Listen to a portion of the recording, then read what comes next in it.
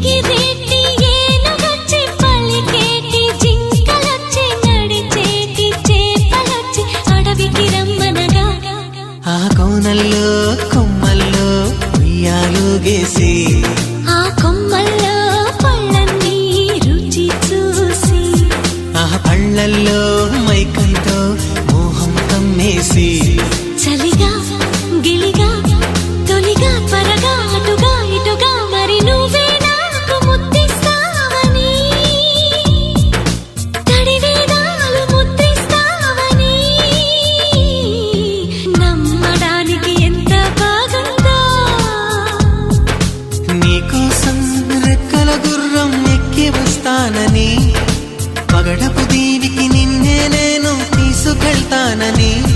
ఇక ఏనాటికి అక్కడే మనము ఉంటామని